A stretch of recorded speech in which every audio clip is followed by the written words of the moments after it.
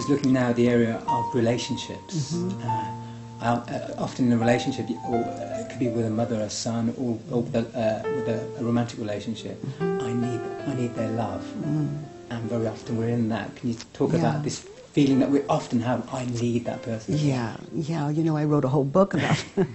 You know, and that's what I love about the books I write. I always, you know, they're the book of you, and I've never written a book that wasn't about a book about you, and I don't intend to. You know, what else is there? But I need my children. I need their love. I need my husband's love. To question that, is it true? Can I absolutely know that it's true? And to notice how I react when I believed that thought. And if I were to question how did I used to react when I believed that thought, assumes I no longer believe it. So people who assume, the mind that assumes it no longer needs that person, and believes they don't need that person, even doing inquiry on, like, when I used to believe I needed that person, how did I react? And if you really sit in that and go back, you can pick up pieces that may be left. And those pieces they're treasures. They're those places where a little Velcro may be left. And it is so delicious to pick them up. And often when you're in inquiry, you don't even know. You have no way of understanding what you're dropping. You think, well, you know, I didn't learn anything there. And I would ask you, you know, is it true? Can you absolutely know that it's true? And these trivial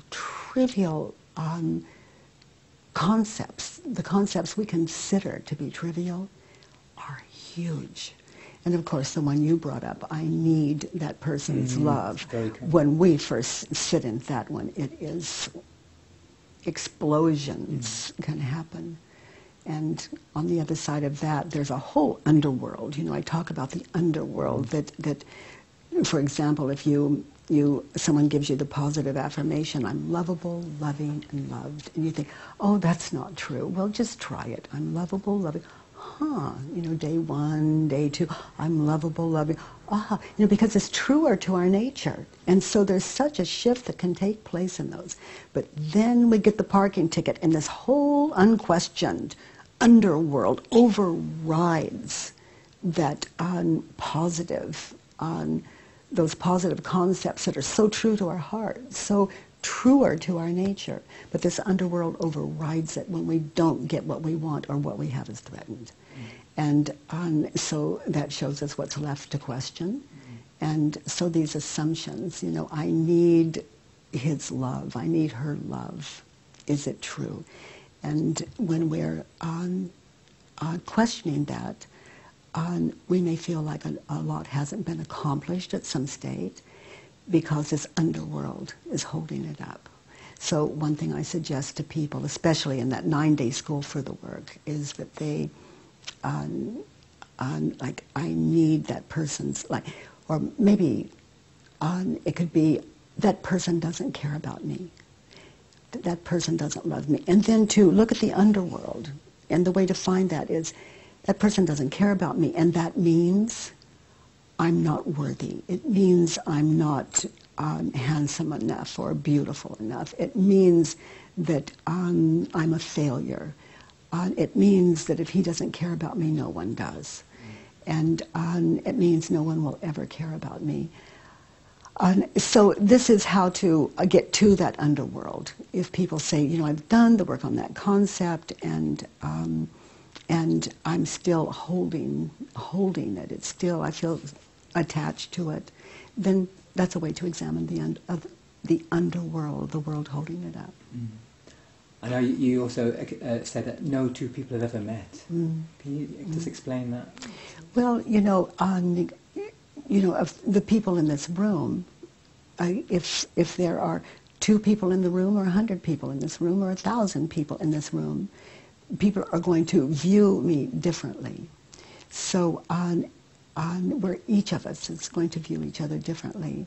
So 1,000 people in the room, 1,000 different Katies sitting in this chair. So each person has met me, but what Katie is that? Well, it's the Katie they believe me to be. I am Byron Katie. I am the woman who is. I am the one who said. I'm the woman who did. So whatever they're assuming about me, believing about me, that is all I can ever be. I can never be more or less. And that is so for each of us. Mm-hmm. So let's say I'm married to Stephen, and I have all these concepts about Stephen. Well, that's not who Stephen is. It's who I believe him to be. And so at some stage, you just don't bother. Mm-hmm. He's brave enough to be married to the impersonal. Mm. I know you say personalities don't love, they want something. Mm-hmm. Yeah, so that would be as close to what I just described.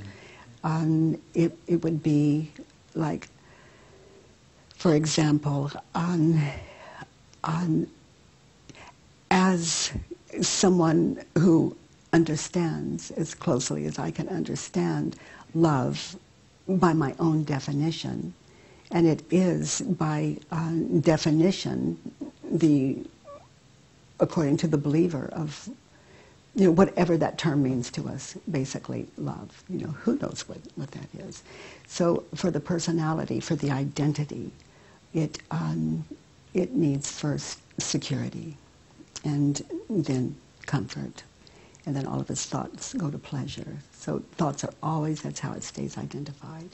So anytime those things are threatened, the personality, that identity to hold it up, it is going to reach for outside sources, and the physical body is an outside source.